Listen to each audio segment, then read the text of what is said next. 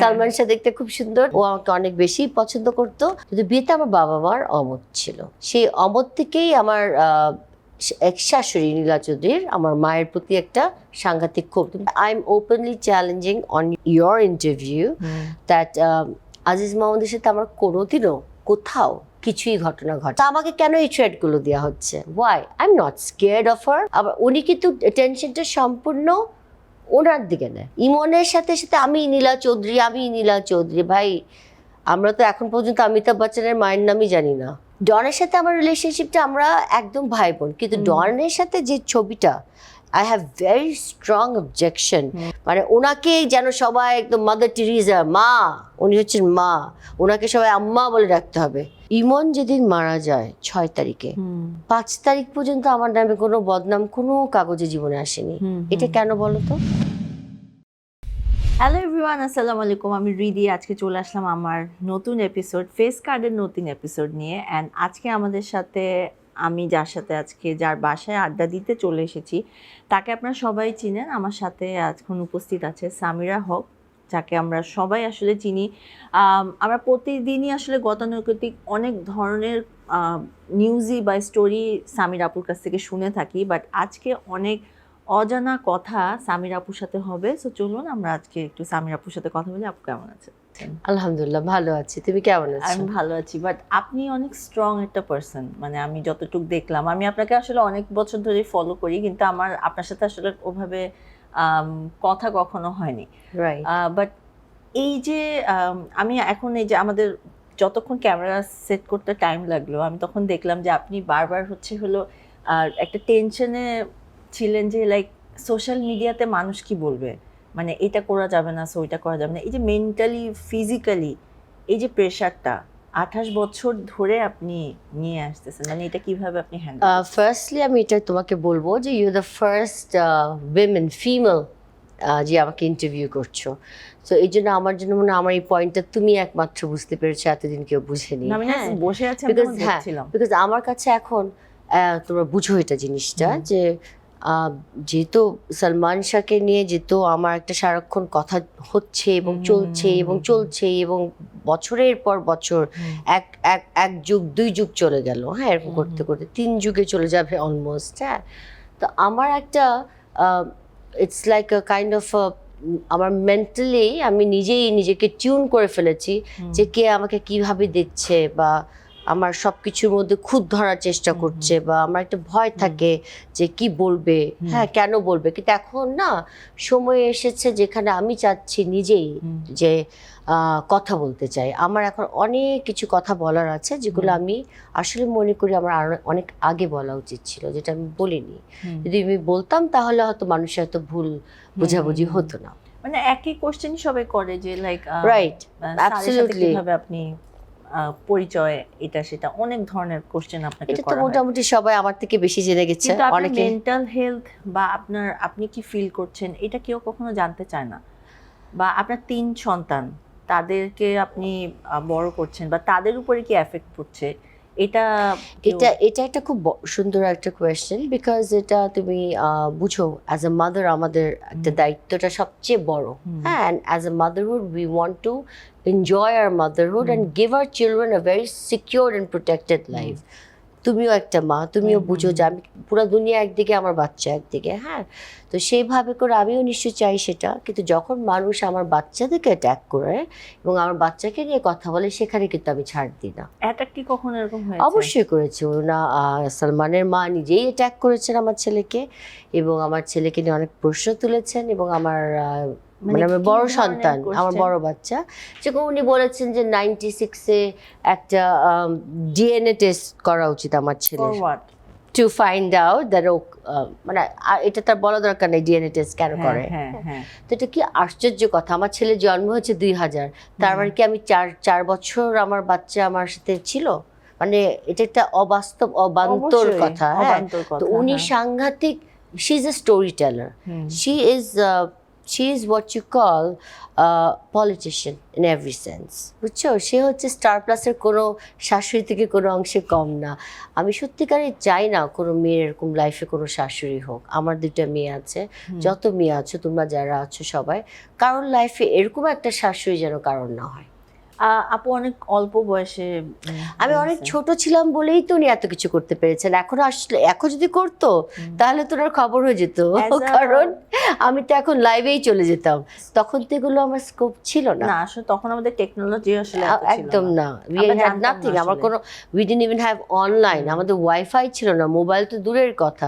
আমি কিভাবে বুঝাবো, কিভাবে মানুষের কাছে আমি রিচ আউট টু পিপল, কাকে কিভাবে আমি বলবো? হ্যাঁ, কোনো ওয়ে ছিল না। উনি যা বলতেন, উনি যেটা করেছেন, যেটা উনি মানে খুব সুন্দরভাবে সূক্ষ্মভাবে উনি যেটা কাজটা করেছেন, সেটা হচ্ছে যখন আমার ইনভেস্টিগেশন শুরু করে দিয়েছিল ডিবির থেকে, তো আমাকে তো সকাল 8টা থেকে রাত 8টা পর্যন্ত ওখানে হাজিরা কত দিতে হতো। সালের? এটা 96 ইমন মারা যাওয়ার 2 দিন পর থেকে। 2 দিন পর থেকে আপনি হ্যাঁ, ডিবি অফিসে? মানে আমার কোনো 3 দিনও হয়নি, 2 দিন পর থেকে আমি ডিবি অফিসে। হ্যাঁ, তো তখন থেকে যখন আমি ওখানে সকাল 8টা থেকে রাত 8টা থাকি, ওই সময়টা উনি প্রেস কনফারেন্স ডেকে কান্নাকাটি করে উনি তখন দুঃখ প্রকাশ, অবশ্যই ওনার বাচ্চা হারিয়েছে, আমি কিন্তু বলছি না যে ওনার কোনো দুঃখ হবে না, অবশ্যই ওনার দুঃখ ছিল, কিন্তু ওনার দুঃখটাকে উনি পুরো একতরফা, ওয়ান সাইডেড উনি আমাকে অ্যাটাক করে গেছেন। এবং এক সাইডে যদি তুমি কথা বারবার শুনতে থাকো, তোমার মাথার মধ্যেও কিন্তু এগুলো ঢুকে যাবে একটা পয়েন্টে গিয়ে, রাইট? তুমিও চিন্তা করবে যে কেন, কই সামিরা আপু তো কিছু বললো না, কই সামিরা তো কিছু বললো না, হ্যাঁ সামিরা তো নিজেকে ডিফেন্ড করলো না, আমি কিভাবে ডিফেন্ড করবো? আমি তো ডিবি অফিসে, 2বার ডিবি অফিসে, তারপর 1বার সিআইডিতে, 15 বছর জুডিশিয়ালে, তারপর 5 বছর পিবিআইতে। আমি সময়টা পেলাম কোথায় কথা বলার? এই হলো সময় এখন আবার। সো 2 দিন পরেই কেন ওনার কাছে মনে হলো যে এরকম আপনিই দায়ী, আপনাকে দিয়ে উনি হচ্ছে? এটা বলতে গেলে আমাকে পিছিয়ে যেতে হবে। ওনার সাথে আমার কখনো রিলেশনশিপ, আমাদের বিয়ের আগে যখন আমরা, মানে ইমন আমাকে পছন্দ করতো, আমি ঢাকায় ও লেভেল পড়তে গিয়ে আমাদের তখন রিলেশনশিপটা হয়। এটা মানে অলরেডি আমাদের তোমরা সবাই জানো, audience, হ্যাঁ অন্য চ্যানেলে হ্যাঁ, অডিয়েন্সরা সবাই জানে সেটা। কিন্তু হয় তখন থেকে উনি ওনার বাসায় আমাকে নিয়ে খুব আদর টাদর করতেন, আমাকে বলতেন এসো, তোমার মা ঢাকায় থাকে না, তোমার মা চিটং থাকে, আসো আমি এটা রান্না করেছি খেয়ে যাও, এগুলো বলে বলে আমাকে অনেকবার নিয়ে টিয়ে গেছেন। হ্যাঁ, মিথ্যা বলবো না, তখন উনি আমাকে আদরও করেছে, বলেছে যে আমার কোনো মেয়ে নাই, তুমি আমার মেয়ে হবে, এটা হবে ওইটা হবে। তো আমি ছোট ছিলাম, আমি ও লেভেল দিতে গেছি, আমি একটা স্টুডেন্ট। তখনকার দিনে আমাদের সময়, আজকের থেকে এটা কিন্তু আমি যখন এটা 92-র কথা বলছি, 92 কত বছর হয় বলো? 34 years ago, 34 years ago, we were extremely simple and innocent in the sense that আমাদের কোনো online public speaking, mental health, rehabilitation, consultation, doctor, psychiatrist বলে আমরা এগুলো কোনো শব্দতে, we had nothing to do with all this. আমরা খালি কি ছিল, শাশুড়ি আদর করছে, এই ছেলে দেখতে খুব সুন্দর, সালমান শাহ দেখতে খুব সুন্দর, তাকে আমার ভালো লাগে, ও আমাকে খুব ভালোবাসে, ও আমাকে অনেক বেশি পছন্দ করতো, ওর পছন্দগুলো আমার আরো বেশি পছন্দ হতো। তারপর এরকম করে করে আমাদের রিলেশনশিপটা একটা পর্যায়ে গিয়ে আমরা বিয়ে করি। কিন্তু বিয়েতে আমার বাবা মার অমত ছিল। সেই অমত থেকেই আমার এক শাশুড়ি নীলা চৌধুরীর আমার মায়ের প্রতি একটা সাংঘাতিক ক্ষোভ। তুমি খেয়াল করবে কথা আমার বাবা মাকেও টেনে আনেন, যেটার কোনো প্রয়োজন আমি বুঝি না। হ্যাঁ, উনি কেন এটা করেন? কিন্তু এটা করে লাভ নেই, বিকজ উনি তো কিছুই প্রমাণ করতে আজ পর্যন্ত পারেন নাই। ওনার হচ্ছে সব হচ্ছে গল্প, উনি হচ্ছে কি গল্প বানান, গল্প তৈরি করেন, একটু কান্না করেন, আবার একটু হাসেন, আবার একটা মজার কথা বললেন, আবার উনি কিন্তু টেনশনটা সম্পূর্ণ ওনার দিকে নেয়। Tension is never on Salman Shah for long. এমনকি ইমনের উপরে বেশিক্ষণ রাখে না। ইমনের সাথে সাথে আমি নীলা চৌধুরী, ভাই আমরা তো এখন পর্যন্ত অমিতাভ বচ্চনের মায়ের নামই জানি না। সুশান্ত সিং এর মায়ের নাম জানো? ও তো মারা গেল। আমাদের কতজন মারা গেল, রাজাক ভাই মারা গেলেন, কত বড় আমাদের একটা উনি ছিলেন, হ্যাঁ, আমাদের ফিল্ম ইন্ডাস্ট্রির জন্য। ওনার বাবা মার কারোর নাম জানো? কেন ইমনের মার নাম সবাই জানে? কারণ উনি সবার আগেই শুরু করে আমি নীলা চৌধুরী। তো উনি নীলা চৌধুরী এটা আমরা জেনে গেছি, আমরা জানি ওনার কথা, আমরা আগের থেকেও শুনেছি। এমনকি ইমন আমাকে অনেক দুঃখ করে অনেক কিছুও বলেছে বিয়ের আগে বিয়ের পরে। ইমনের সাথে ইমনের মায়ের সম্পর্কটা কোনোদিন স্বাভাবিক ছিল না, এটা আমি আর রিপিট করতে চাই না, অনেকবার বলা হয়েছে। হ্যাঁ, তো এটা কোনোদিনও সুন্দর ছিল না।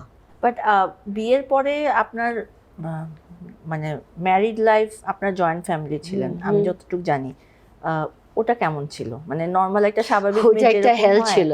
বিকজ আমি যখন প্রথমে বিয়ের পরে যখন আমি সামনে ওনার সাথে গিয়ে যখন আমি থাকি ওনার বাসায়, ওটা তো আমার শ্বশুর বাড়ি না, তখন তিমুর একটা ভাড়া বাসায় গ্রিন রোডে থাকতো, ওটা 4 তলায়। তো ওই বাসায় স্যার তখন অলরেডি সিনেমার নায়ক না, ও নায়ক মানে কি ছবি অ্যাক্টিং চলছে, কিন্তু কোনো ছবি রিলিজ কেমন তাক রিলিজ হয়নি। না না, আমি যখন ওকে বিয়ে করেছি ও তখন সালমান শাহ ছিল না, এটাও মনে অনেকে জানে। হ্যাঁ, অনেকে জানে না, মানে জানে না। আচ্ছা, তুমি জানবে আজকে। হ্যাঁ, তো ওরকম তো জিনিসটা হচ্ছে। তো যখন প্রথম তো ভালো ছিল, কিন্তু যখন দেখলো আমার বাবা মা বিয়েটা মেনে নেয় নাই, আমাদের একটা দেশে এটা খুব দুঃখজনক। এই জায়গাটা আমাদের এখন আমাদের তো এখন অনেক কিছু চেঞ্জ হচ্ছে। I think this should also be a very important part, যে আমাদের ফর উইমেন যে আমাদের চেঞ্জ করা উচিত, যে কিছু হলেই বউর দোষ, বউ দিবে শাশুড়ির দোষ, শাশুড়ি দিবে বউর দোষ, মাঝখানে পড়ে যায় হাজবেন্ড এবং ছেলে, তারপর ডিভোর্স, তারপর ইভেনচুয়ালি ইট এন্ডস আপ আর একটা ঝামেলা হয়ে যায়। তো এই জিনিসটাতে আর কত বছর এটা হবে, এটা কেনই বা হবে? বাইরে কেন এটা হয় না? বাইরে হয় না কারণ প্রথম থেকেই যে যার সংসারে থাকে। এখন আমি যখন ওনার সংসারে গিয়ে থাকবো, আমাকে তো ওনার মতো করে চলতে হয়েছে। একটু এদিক থেকে ওদিক হলেই উনি তখন খুব ঝামেলা করতেন, এবং ওনার একটু ঝামেলা, উনি না নর্মাল না, মানে শি ইজ নট অ্যাবনর্মাল, উনি অ্যাক্টিং করে অ্যাবনর্মাল, বাট শি ইজ একদম সব বুঝেন। এবং উনি, as I said, she is always politically right and extremely clever statement দিতে, কি বলবে, কি ওয়ার্ড ইউজ করবে। যে উনি যখন শুরু করেন, উনি বলে দেশবাসী, আমার 18 কোটি বাচ্চারা। হ্যাঁ, উনি শুরু করেন কিন্তু এভাবে, মনে হচ্ছে উনি একটা নেত্রী, উনি সালমান শাহর মা না। হ্যাঁ, 18 কোটি বাচ্চারা, দেশবাসী। তুমি দেশে নাই কেন? তোমার এত দেশের প্রতি ভালোবাসা। আমি তো দেশে ছিলাম, তোমরা তো সবাই জানো এত বছর যে আমি কোনোদিন দেশে ছিলাম না, আমি নাকি থাইল্যান্ডে, আমি নাকি বাইরে, আমি নাকি পালিয়ে গেছি। কোথায়? আমি সবসময় তো এখানে ছিলাম। উনি বরং ছিলেন না, উনি কেন নাই? বাট আর উনি দেশে আসতে চান না কেন? উনি কেন বলে উনি সিকিউরিটি ভয় পান? উনি এমনও করছেন এখন যে উনি নতুন করে এখন কিছু লাস্ট 3 দিন আগে একটা ঘটনা আমি তোমাকে বলি। উনি ভক্তদের থ্রু দ্য ফ্যান্স উনি যোগাযোগ করে বলতে চাচ্ছেন যে উনি উপদেষ্টাদের সাথে কথা বলেছেন ওনার লাইফের সিকিউরিটি নিয়ে, এবং উপদেষ্টাদের নাম ব্যবহার করছেন। এবং একটা আমি বলতে চাচ্ছি না কোন পত্রিকা, বাট একটা খুব আমাদের রিনাউন্ড একটা পত্রিকা, যেটা আমাদের খুবই মানে দেশে 1 নম্বর পত্রিকার এডিটর এবং তার ওয়াইফ নাম দিয়ে উনি বলছেন যে ওনারা আমাকে হেল্প করবেন, ওনারা আমাকে গাইড করবেন, এবার আমি সামিরাকে শিক্ষা দিয়ে যাব। তা আমাকে কেন এই থ্রেটগুলো দেওয়া হচ্ছে? Why? I am not scared of her, I have not done any wrong.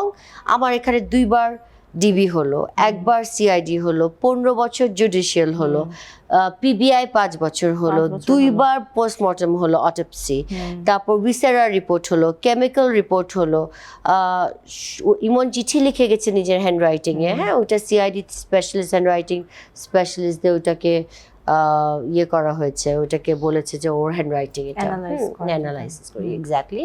But the thing is, উনি মা হিসেবে মানতে না পারেন, কিন্তু উনি মানুষকে বিভ্রান্ত করতে পারেন না। উনি মানুষের এই ইমোশনাল এই জায়গাটা, যেখানে সালমান শাহকে ভালোবাসার জায়গাটা, যে জায়গাটা মানুষের আবেগ কাজ করে, উনি মানুষের আবেগ নিয়ে খেলতে পারেন না। এরকম আবেগ নিয়ে খেলে তো আমরা হাজার হাজার আরো সামনে আগামীতে অনেক খারাপ জিনিস দেখবো। আমরা তো সেটা চাই না। আমরা তো চাই না যে কেউ এটার জন্য কারো কোনো ক্ষতি হোক, কিন্তু উনি কিন্তু এগুলো করেই যাচ্ছেন। ওনার যে কি শান্তি এটা উনি পান আমি জানি না। সো এই যে এই 28 বছরে আপনার এই যে পিবিআই বা এত যে কোর্ট কাচারি, এগুলো সব আপনি একাই হ্যান্ডেল করতেছেন? হ্যাঁ, আমার একটা লয়ারও নাই, এটা কেউ বিশ্বাস করবে না। I don't even have a lawyer. আমার এখন পর্যন্ত কোনো লয়ার নেই, তোমরা দেখো খুঁজে। তো কিভাবে আপনি মানে কিভাবে আপনি মানে একা? Ridhi, it is very easy. যখন জিনিসটা না সত্যি থাকে না, তখন কাউকে লাগে না। ফার্স্ট অফ অল আল্লাহর অসীম রহমত আমার উপরে ছিল। আমার বিশ্বাস ছিল যে যেহেতু আমি তো জানি আমি এটা ঘটনাটা সত্যিকারই সুসাইড, তো আমার কোনো ভয় কাজ করেনি কখনো। আমি খুব ছোটবেলায় আমাকে এটা ফেস করতে হয়েছিল। আমি তখন একটা ভিডিও হয়ে গেলাম না যখন ও মারা গেল। আই ওয়াজ অনলি 22 হ্যাঁ 21 থেকে 22 মাত্র হয়েছে।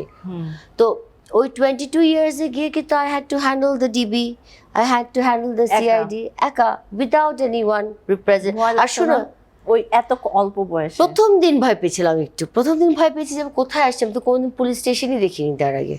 হ্যাঁ পুলিশ স্টেশনে দেখেছি ছবিতে, কিন্তু মানে ইমনের শুটিং স্পটে, বাট কখনো হঠাৎ করে একটা থানায় গিয়ে আমাকে হাজিরা দিতে হবে, ডিবি ডিটেকটিভ ব্রাঞ্চে গিয়ে আমাকে গিয়ে বসতে হবে। আমার বাবা মা দূরে, আমার বাবা চাচা ফুপুরা সব আমার এন্টায়ার ফ্যামিলি আমাকে সাপোর্ট করার জন্য ওনারা দূরে বসে আছেন, আমাকে আলাদা রুমে নিয়ে প্রশ্ন করা হচ্ছে ঘন্টার পর ঘন্টা। একজন অফিসার না, দুজন অফিসার না, 10 জন 12 জন 14 জন অফিসার পর্যন্ত আমাকে ইনভেস্টিগেট করেছে একই সময়, একই কোশ্চেন, একই কোয়েশ্চেন, এক একভাবে এক একটা জিনিস। কত ঘন্টা ওখানে বসে থাকা লাগতো?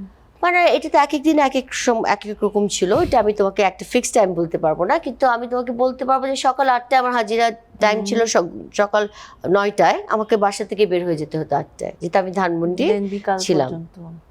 বিকাল না, আমি অন্ধকারেই বের হয়েছি সন্ধ্যার পরে। সন্ধ্যা এতক্ষণ বাদ মাগরিব। এটা কেউ জানতো না, মানে একই এগুলো তো কোনো ভিডিও হয়নি, এগুলো কোনো অডিও ছিল না তখন। We didn't have online, we didn't have camera, we didn't have you know, so তখন কেউ ধরে না এটা। কিন্তু আমার উপর অনেক mental torture, I am traumatized. আমার এতই ট্রমা, ইফ ইউ রিয়েলাইজ, তুমি খেয়াল করে দেখলে আমার বাসায় দেখবে কোনো ফ্যানই নাই আমার বাসায়। হ্যাঁ, আমি আসার পর বলতেছিলাম যে আপনার বাসায় একটা ফ্যান নাই। হ্যাঁ, এটা রিজন একটাই, যেটা আমি দেখেছি, ওটা আমার কোনোদিনও, আমি তো ওটা আমার ভুলতে পারবো না। সো ওটা আমি মনে করতেও চাই না। ওটা আমি আমার আশেপাশে বেশিক্ষণ আমি মানে অ্যাটলিস্ট আমার বাসায় আমি রাখি না। মানুষের বাসায় কিন্তু আমি কন্ট্রোল করতে পারবো না, তখন হয়তো আমি সরে যাই বা বসি বা দূরে গিয়ে একটু বসি, বাট আমি আমার নিজের বাসায় রাখি নি। আমি এটা আমার মানে ভালো কিছু আমার মনে হয় না, আমার খারাপ না, আই ফিল ব্যাড। আপনাকে অলওয়েজই 28 বছর ধরেই নিউজে আসতেছে যে আপনার সাথে আজিজ মোহাম্মদ ভাইয়ের একটা ট্যাগ বারবার করে, এবং একটা খুবই সো কল্ড ওয়েব সিরিজ, যেখানে ওইখানেও দেখানো হচ্ছে যে আপনাকে টিজ করা হচ্ছে। আচ্ছা, একটা কথা আমি একটু বলে নিই, এটার কথা একদম জিরো, মানে এত বড় জিরো যে আমি জিরোটাকে দেখাতে পারবো না তোমাকে। সবচেয়ে মজার কথা হচ্ছে, I am openly challenging on your interview that Aziz মোহাম্মদের সাথে আমার কোনোদিনও কোথাও কিছুই ঘটনা ঘটে। তাহলে এটা কেন? এটা পুরোপুরি নীলাচৌধুরী তৈরি। নীলাচৌধুরী তো একটা স্ট্রং মানুষকে যদি ধরে না নিয়ে আসে, গল্প জমাবেটা কিভাবে? এখানে তো কোনো গল্প নাই, there is no story। তো স্টোরিটাকে উনি এটাকে কিভাবে স্ট্রং করবে যে কে, আমি তো একা মারবো, এটা তো কেউ বিশ্বাস করতে পারবে না। তো ওনাকে তো একজনকে আনতে হবে। তো উনি কাকে আনলো? উনি কিন্তু একজনকে আনেননি, উনি আজিজ মোহাম্মদকে নিয়ে এসছে। আজিজ মোহাম্মদের ওনার সম্পর্কে আমি কিছুই জানি না। আমি জানি Nila Chowdhury was very close to Aziz Mohammad. Okay, হ্যাঁ, দ্যাটস এ ডিফারেন্ট স্টোরি। এটা ওনার লাইফ, উনি ইয়াং বয়সে ওনারা পার্সোনালি হয়তো ফ্রেন্ডস ছিল বা কি ছিল, এটা ওনারা দুজনেই বেঁচে আছে, ওনারা দুজনেই আনসার করতে পারবে। It has nothing to do with me. Aziz Mohammad ভাই, ওনাকে যদি ইন্টারভিউ করো, উনি আমার সম্পর্কে একদম জিরো বলবে, because I also have zero knowledge of him. মানে I don't know him at all. ওনাকে আমার লাইফে আমি এরকম সামনে জীবনে দেখিনি। মানে আমার কাছে যেটা মনে হয়, অ্যাজ আ মানে আমিও তো একটা মেয়ে, মানে লাইক যদি আপনাদের মধ্যে কিছু রিলেশনশিপ থেকেও থাকে, আপনার সাথে কোনো ছবি নাই, বা আপনাকে কেন দেশের বাইরে নিয়ে গেল? আচ্ছা, সেটা সবচেয়ে মজার কথাটা দেখো, সবচেয়ে হাসি মানে এটা কথাটা যদি ভালো করে চিন্তা করে কোনো একটা মেয়ে বা ছেলে ঠান্ডা মাথায়, যদি ওনার সাথে আমার রিলেশনশিপ থাকতো, তো তারপরে কেন কিছু ঘটলো না? আমরা কেন বিয়ে করে ফেললাম না, বা আমরা কেন বাইরে চলে গেলাম না, বা উনি কেন আমাকে প্রোটেক্ট করে রাখলো না, বা ওনার সাথে কেন আমি অন্য দেশে চলে গেলাম না? তো ওনার সাথে আমার ফিউচারটা কি ছিল? উনি কেন আমার জন্য এমন একটা ঘটনা একটা কেন হবে আমাদের মধ্যে, যেটার কোনো ফিউচার নাই? ধরো আমার সাথে যদি কোনো একটা ঘটনা, এত বড় একটা ঘটনা, এত ডেঞ্জারাস একটা ঘটনা, ডেঞ্জারাস মানে এটা অ্যাকচুয়ালি বাংলাদেশের জন্য খুব একটা কাঁপানো ছিল। এক্স্যাক্টলি। তো এটা এরকম যদি একটা ঘটনা ঘটে, তাহলে ওনার সাথে আমার ভবিষ্যৎটা কি ছিল? উনি কেন করবে এরকম একটা কাজ যেখানে কোনো ভবিষ্যৎ নাই? তাহলে ভবিষ্যতে কি দেখলা? কই আমার লাইফে এখন ওরা কোথায়, ওরা ক্লাস কে মানে কোথায় এরকম দেখেছি কিছুই আমরা? হয় না যে স্যার Never ever. বা লাইক এটা শোনো, এখনো সোনারগাঁও হোটেল আছে, এখনো ওখানে গিয়ে জিজ্ঞেস করতে পারো। উনি যে ঘটনা বলে, তখনকার দিনে কি কোনো কি তারকা জগৎ, কোনো মানে বিনোদনের কোনো পত্রিকা কি ছিল না? তখন কি চিত্রালী ছিল না? হ্যাঁ, তো তখন কেন এগুলো তো আসেনি যদি মারামারি হয়েছে? এত বড় একটা ঘটনা ঘটে যাবে আর কেউ জানবে না, কোনো ছবি কেউ তুলবে না, মানে এটা একদম আর কোনো ইন্টারভিউ আসবে না। সালমান শাহর মুখ থেকে কোনো ইন্টারভিউ আসলো না কেন?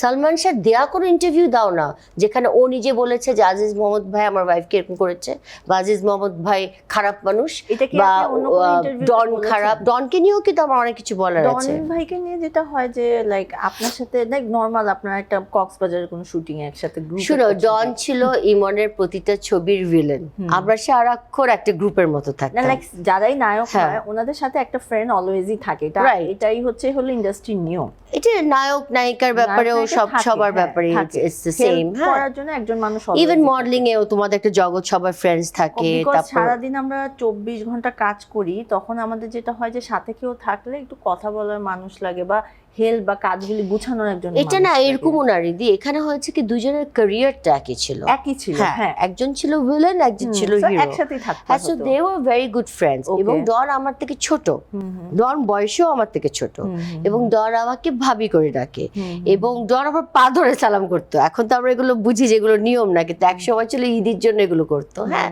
কিন্তু ডনের সাথে আমার রিলেশনশিপটা আমরা একদম ভাই বোন, কিন্তু ডনের সাথে যে ছবিটা, I have very strong objection. এটা নিয়ে তো আমি মানহানি কেসের একটা আমি চেষ্টা করবই, আমি করবই। আমি কি কি কেস করবো আমি বলবো না তোমাকে এখন এখানে, না না বিকজ না, ইফ এটা আই আমরা টেল জিজ্ঞাসা ইউ, করবো না। হ্যাঁ আমি ওইটা নিয়ে আমি বলবো হ্যাঁ, না, হ্যাঁ। Because but I am moving, I am strongly moving না। Because অনেক 28 বছর বিকজ ধরে এগুলো আমি চলতেছে। সহ্য আর করবো না। আমার বাচ্চারা বড় হয়ে গেছে, আমার ছেলে মেয়েরা বড় হয়ে গেছে, আমার ছেলে মেয়েদেরকেও আমাকে বলতে হবে একদিন। আপনার বাচ্চাদেরকেও নিশ্চয়ই এসব ছবি বা এরকম বাইরের আউটসাইডার কখনো এগুলো নিয়ে ট্রোল করে না? বা আমার বাচ্চাদেরকে নিয়ে অনেক ট্রোলিং হয়েছে, যেটা খুবই জঘন্যতম। এটাকে দিস ইজ চাইল্ড রাইটস এর ইয়েটাকে নষ্ট করা হচ্ছে। আমি ওমেন রাইটস হিসাবে আমাকে যে কথায় বলছে রিমান্ডে নাও, ফাঁসিতে নাও, কিসের ভিত্তিতে বলছে? আমি তো কোনো আসামি না। ওনারা কিসের ভিত্তিতে এগুলো বলেন? মানুষ কেন না বুঝে, ফ্যানরা এত আবেগে। আসলে যে উনি যে কান্নাকাটি করে সামিরা এটা করেছে, সামিরা ওইটা করেছে, সামিরা এরকম করেছে, আমি ওকে কোরআন শরীফ দিয়েছি, আল্লাহর নাম, মানে উনি এমন, মানে she is actually a beautiful storyteller. বললাম তো স্টার প্লাসের কোনো শাশুড়ি ওনাকে, মানে এতদিন যেটা ছিল যে লাইক আওয়ামী লীগ সরকার ছিল দেখে আপনি বেঁচে যাচ্ছিলেন, So এখন যেটা আওয়ামী লীগ সরকার আমি কেন বেঁচে যাব? উনি তো আওয়ামী লীগ সরকারে, উনি তো নেত্রী ছিলেন। আমি তোমাকে ভিডিও দেখাতে পারবো যেখানে উনি জয় বাংলা করছেন, এবং আমি তোকে ছবিও দেখাবো আজকে আমার এই ক্যামেরাতে। হ্যাঁ, যেখানে উনি আওয়ামী লীগ জয়েন করেছিলেন। উনি কিন্তু ওনার লাস্ট ভিডিওতে, মানে লাস্ট এইটা না, এই লাস্টটা না, লাস্টের আগেরটা, যেটা উনি ইমন 6 সেপ্টেম্বরে তো ইমন ইন্তেকাল করেছে, 6 সেপ্টেম্বরের আগে উনি একটা ভিডিও ছেড়েছে, 4 সেপ্টেম্বর কি 5 সেপ্টেম্বর রাত্রে, উইচ ওয়াজ উইথ চ্যানেল 24। ওকে, হ্যাঁ, চ্যানেল 24-এ তুমি ওই ভিডিওটা দেখো। সেখানে উনি স্পষ্টভাবে বলেছে যে উনি আওয়ামী লীগ জয়েন করেছিলেন। তাহলে উনি না আওয়ামী লীগ জয়েন করেছে, তা আমার খবর হয়ে যাওয়ার কথা ছিল। তা আমি না প্রবলেমে ছিলাম, এই জন্য তো পিবিআর কাছে গেল। এটা তো পিবিআর কাছে যাওয়ার মতো কেস ছিল না, এটা তো অনেক আগে শেষ হয়ে যাওয়ার কথা। হ্যাঁ, তো এটা এখনো কেন কথা হচ্ছে এটা নিয়ে আমাদের? Why are we still talking about it? Because she was with Awami League. উনি যখন যে আসে তার সাথে হয়ে যায়। উনি যখন জাতীয় পার্টি আগে ছিলেন, উনি জাতীয় পার্টির নেত্রী হয়েছেন, তারপরে বিএনপিতেও চেষ্টা করেছেন, ওখানে হতে পারেন নাই, তারপর উনি আওয়ামী লীগই হয়েছেন, তারপর এখন উনি মানে উপদেষ্টা হতে চান। উনি বলেছেন যে আমাকে যদি দেশবাসীরা চান আমি আসবো। ওনার আসা উচিত। ওনার ছেলের কবর ওখানে 5 বছর থেকে ওনার ছেলেকে উনি কবর জিয়ারত করেন নাই নিজের ছেলের। এটা আমার কাছে একটু অবাক লাগে। আমরা সব সময় যেটা দেখা যায় যে লাইক আপনাকে খুব ট্রোল করা হয়, এটা কি কিভাবে নেন? মানে অলওয়েজই এটা 28 বছর ধরে ট্রোলিংটা হচ্ছে। প্রথমে আপনি একটা আড়ালে থাকতেন, এরপরে আস্তে আস্তে আপনার কাছে মনে হচ্ছে না, আড়ালে থাকতাম না, আমি আড়ালে থাকতাম না। আমি কখনো আমি ক্যামেরা ভয় পেয়ে আমি যে বলিনি তা না, আমার বলা নিষেধ ছিল, because I was under investigation. আমার যখন ইনভেস্টিগেশন চলবে তখন আমি কিভাবে কথা বলবো বলো? তখন আমি কিভাবে, আমাকে তো তখন ইনস্ট্রাকশনই দেওয়া ছিল যে আপনি ইনভেস্টিগেশন, তোমাকে নিয়ে আমি যদি এখন ইনভেস্টিগেশন ডিপার্টমেন্টের আন্ডারে দিয়ে দিই, তোমাকে যদি সারাক্ষণ অফিসার্সরা যদি তোমাকে ইন্টারোগেট করে, তখন তো তুমি বাইরের জার্নালিস্টের সাথে গিয়ে কথা বলতে পারো না। কিন্তু উনি করেছেন, যেহেতু উনি বাদী পক্ষ ছিল, উনি মা ছিল, এই জন্য উনি ওই আবেগটাকে শি ইউটিলাইজড ইট। বাট আমি ইউটিলাইজ করার আমার কোনো ইচ্ছা নাই, আমার এটাকে বন্ধ করার খুব ইচ্ছা। এবং আমি এটা একটা খুব সুন্দরভাবে আমি বাংলাদেশের মানুষের সাথে, মানে ওনার দেশবাসী তো আমারও দেশবাসী, আমার তো এনআইডি বাংলাদেশের, আমার পাসপোর্ট বাংলাদেশের, ওনার তো সেটা না। হ্যাঁ, কিন্তু আমি বলবো না তার জন্য যে উনি হবেন না বা আমি হব না, এরকম কিছু না, ওইটা বলছি না। কিন্তু আমি বলছি যে আমি চাই যে এই জিনিসটা খুব সুন্দর করে যেন আর রহস্যজনক যেন না থাকে, এটা ক্লিয়ারলি যেন মানুষ জানতে পারে। শোনো, যারা সালমান শাহকে ভালোবাসে তারা আত্মহত্যা হলেও ভালোবাসবে, আর না হলেও ভালোবাসবে। আমি তো কখনো ভাবি না যে আত্মহত্যা হলে তোমরা কম ভালোবাসবে, তোমরা আরো বেশি ভালোবাসবে, কারণ তোমরা তখন আরো বেশি কাজ করে ওর জন্য দোয়া করবে। এটাই আমি চিন্তা করি, এবং আমার মনে হয় সেটাই স্বাভাবিক আমার চিন্তাটা। এবং আমি মনে করি যে মানুষের জানার রাইট আছে, কারণ জানো মানুষ তো অনেক বেশি ভালোবাসে, তো মানুষের কিন্তু সত্যিটা জানার রাইট আছে। নর্মালি যেটা হয়, গণমাধ্যম যখনই আপনার ইন্টারভিউ নেয়, এটা মানে আমি অন্য জার্নালিস্টদের থেকে আমি শুনেছি যে লাইক ওনাদের কাছে ফোন আসে যে কেন আপনার ইন্টারভিউ। এটা তো খুব সুন্দর প্রশ্ন, you actually nailed it by asking me. এটা হচ্ছে সুন্দর একটা প্রশ্ন। উনি সবাইকে ফোন করে করে, ওনার ফোন রেকর্ড এখন অজস্র হয়ে গেছে বাংলাদেশে। উনি কিন্তু বুঝছেন না যে উনি মেসেঞ্জারে ফোন করলেও রেকর্ড হয়, হোয়াটসঅ্যাপে ফোন রেকর্ড করলেও মানুষ যে রেকর্ড করছে। উনি সারাক্ষণ ফ্যান থেকে ভয় দেখান, উনি ভক্ত থেকে। এখন না রীতি, সবচেয়ে মজার কথা কি জানো, অনেক ভক্তদের সাথে আমার কথা হয়, তুমি বিশ্বাস করবে না, আবার ভক্তদের সাথে আমার কথা হয়, এবং তারা আমার কাছে কমপ্লেইন করে, দুঃখ করে এবং কান্না করে যে আমরা এত বছর থেকে ওনার বার্থডে পালন করে এসেছি, এটা করেছি, ওটা করেছি, সালমান শাহর জন্য অনেক কিছু করেছি, কিন্তু উনি আমাদেরকে ফোন করে বকাবকি করে, গালাগালি করে, বাপ মা তুলে কথা বলে, বংশ নিয়ে কথা বলে। ওনার তো এই রাইটটা নাই। উনি সালমান শাহর মা হতে পারেন, উনি চৌধুরী মোহাম্মদ শাহরিয়ারের মা, ইমনের মা, কিন্তু সালমান শাহ তো জন্ম হয়েছে এফডিসিতে। হ্যাঁ, তো সোহান ভাই ফর এক্সাম্পল, আমি কথাটা না বলে পারছি না, ছোটকু আহমেদ, যে সত্যর মৃত্যু নাই আমাদের এত সুন্দর একটা ছবি উপহার দিয়েছেন, যার মাধ্যমে আমার মনে হয় হাজার হাজার মানুষ, কোটি কোটি মানুষ হয়তো কান্না করেছে ছবিটা দেখে। অসমাপ্ত ছিল মনে হয় মুভিটা। অসমাপ্ত ছিল না, ওইটা ছিল ইমনের, ধরো 6 তারিখে, এই শুক্রবারে মারা গেছে, পরের শুক্রবারের লাস্ট, মানে ইমনের লাস্ট ছবি ছিল, এবং হল ভরা, আমরাও দেখতে গেছি, তাই না? আচ্ছা, তো ওই ছবিটা যে উনি করেছেন, এবং উনি যখন এখন একটা ট্রিবিউট দিয়ে ইমনের জন্য একটা ছবি করতে চাচ্ছিলেন, আমার মনে হয় কোনো একটা ইন্টারভিউতে উনি বলেছিলেন, তো উনি আর সোহান ভাই আজকের থেকে 4.5 বছর আগে আমার কাছে এসেছিলেন একদিন বাসায়, এসে আমাকে বলেছে, সামিরা তোমার কাছ থেকে কিছু কিছু আমরা শুনতে চাই, কারণ ইমন আমাদেরকে অনেক কিছু গল্প করে বলেছে যে তোমরা কিভাবে বিয়ে করেছো, তোমাদের লাভ স্টোরিটা। তো এখন তো ইমন নাই, তোমার কাছে একটু শুনবো, আমরা একটা ট্রিবিউট দিয়ে ওকে ছবিটা করবো, তো আমরা রিয়েল ঘটনাগুলো একটু তোমার কাছে চাই। তো তখন আমি বলতে গিয়ে হাসির জায়গা হাসলাম, অবশ্যই, যেখানে কষ্ট পেয়েছি সেখানে কান্না করেছি। তো এই কথাগুলো ছোটকু ভাই বলেছেন এবং বলেছেন যে ছবিটা উনি নির্মাণ করবেন এবং ছবিটা উনি ডিরেকশন দিবেন। এটাতে ওনাকে নীলা চৌধুরী ফোন করেছেন, এবং ফোন করে ওনাকে অনেক কথা শুনিয়েছেন যে আপনারা ব্যবসা করেন, এই করেন, ওই করেন। ওনার মতো একটা লেজেন্ডকে, হ্যাঁ, এত সিনিয়র একটা লোককে যাকে আমরা রেসপেক্ট করবো, ওনাদের মতো মানুষের জন্যই কিন্তু আজকে সালমান শাহ, শাবনূর, মৌসুমী আমরা এদিকে পেয়েছি। হ্যাঁ, এবং সোহান ভাই, সবাই, আমি কাউকে এখানে হয়তো অনেকের নাম নিতে পারছি না, কিন্তু যতজনই আছেন, যত ডিরেক্টর্স আছে সিনিয়র, ওনাদেরকে ছাড়া কিন্তু নায়ক নায়িকার জন্ম হবে না। তো ওনাদেরকে বাদ দিয়ে কিভাবে উনি খালি বারবার বলেন যে আমার ছেলে, ওনার ছেলে তো ওনারই ছেলে, ওনার ছেলে তো কোনোদিন অন্য কারোর ছেলে হবে না।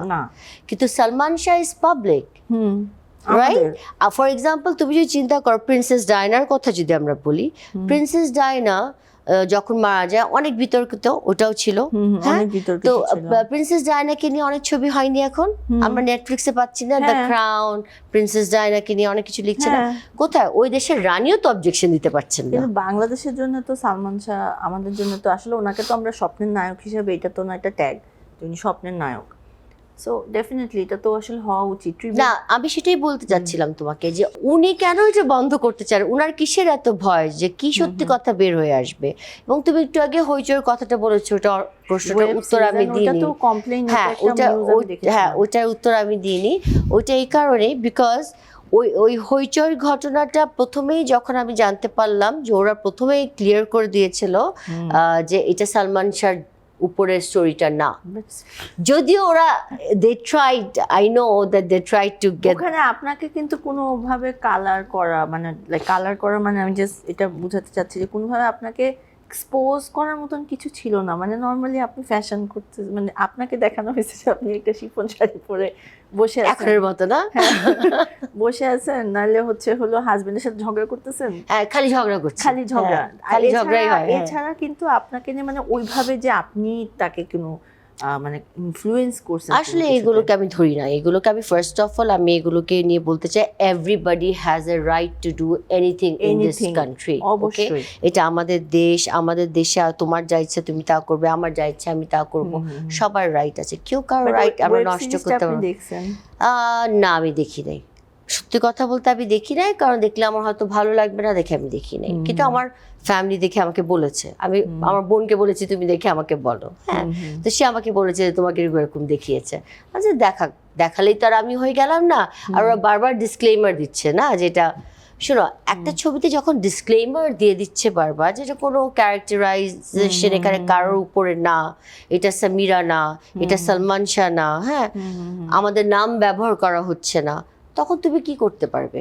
এবং আমার এটা কোনো আপত্তি নেই, এটা আমার ছবি না, আমি এখানে কোনো আমার ব্যবসা না, এটা আমার বিজনেস না, এটা আমার, it is none of my business. এটা ওদের বিজনেস ছিল, ওনারা করেছেন। এখন এটা নীলা চৌধুরী আপত্তি জানিয়েছেন, নীলা চৌধুরী ওনাদেরকেও কেস করেছে, নীলা চৌধুরী তোমাকেও ফোন করে বকা দিবে, তোমার প্রডিউসারও বকা খাবেন, হ্যাঁ সবাই খাবেন। তো ওনার অভ্যাসই হচ্ছেন সবাইকে, মানে ওনাকে যেন সবাই একদম মাদার টেরিজা, মা, উনি হচ্ছেন মা, ওনাকে সবাই আম্মা বলে রাখতে হবে। বাট আমি 96-এ যখন আমি ওনাকে স্যার হিসাবেই করবো, কেন উনি আসলে আমাদের লেজেন্ড, অ্যান্ড আমি অনেক পরেই আসলে ইন্ডাস্ট্রিতে আসছি। সো যখন 96-এ উনি মারা গেল, সো আমি খুব পেপার দেখতাম, তো তখন আপনার ইন্টারভিউগুলো আমি ওই সময় থেকে, মানে ওই ছোটবেলা থেকে আমি আপনাকে নিয়ে অলওয়েজই হচ্ছে রিড করতাম। আচ্ছা, আনন্দধারাতে আপনার একটা ইন্টারভিউ, তখন মাত্র আনন্দলোক ধারা, হ্যাঁ, তারকা জগৎ আছে, তারকা জগৎ, লাইক এত সুন্দর করে আপনাকে প্রেজেন্ট করা হয়েছিল যে লাইক আপনার বাসায় গেছে, আপনি একদম মলিন হয়ে সাদা একটা শাড়ি পরে বসে ইন্টারভিউটা দিয়েছেন। সো আমি তখন থেকে আপনাকে ফলো করি, অ্যান্ড আমার কাছে মনে হচ্ছে আপনি অনেক স্ট্রং একটা পার্সন। হৃদয়, আমি একটা কথা বলি, একটা সুন্দর একটা কথা, যে কথার থেকে কথার প্রসঙ্গে কথা মনে আসে। ইমন যেদিন মারা যায় 6 তারিখে, 5 তারিখ পর্যন্ত আমার নামে কোনো বদনাম কোনো কাগজে জীবনে আসেনি। এটা কেন বলো তো? বিকজ কোনো কমপ্লেইন বা কোনো কিছু নিয়ে সালমান শাহ তো জীবিত ছিল না 5 তারিখ পর্যন্ত, তো 5-6 তারিখে না ওর মানে হয়েছে। তো ইমন কেন কোনো জায়গায় কোথাও কোনো কমপ্লেইন করলো না যে আমার ওয়াইফের এই প্রবলেম আছে, বা আমার শাশুড়ি, এক্স শাশুড়ি নীলা চৌধুরী কেন কোথাও কমপ্লেইন করলেন না? উনি সাহস পেতেন না ওনার ছেলের সাথে ঝগড়া করতে, কারণ ওনার ছেলে তো আমাকে প্রোটেক্ট করতেন, ইমন তো আমাকে প্রোটেক্ট করতেন, আমি তো ইমনের ওয়াইফ ছিলাম, ইমন আমাকে 100% প্রোটেকশন দিত, অ্যান্ড হি প্রোটেক্টেড মি। মানে কিভাবে প্রোটেক্ট করতো, যখন আমাকে, আমি আর বিস্তারিতভাবে যাব না, কিছু কিছু জিনিস ঘটনা ঘটেছে, এগুলো আমি বলে ফেলেছি কয়েকদিন লাস্ট ইন্টারভিউতে, ওখান থেকে বাঁচিয়ে আমাকে কিভাবে সরে, মানে বাসা থেকে বের করে, বাসা চেঞ্জ করে আমাকে কিভাবে প্রোটেক্ট করে রাখতো। তো ইমনের জন্য উনি কোনোদিন সাহস পায়নি একটা লাইন আমাকে নিয়ে বলার। আমরা তো we were married for 4 years, তো ওই 4 বছরে কি কোনো ঘটনা উনি বললেন না কেন? উনি তো নেত্রী ছিলেন নাকি?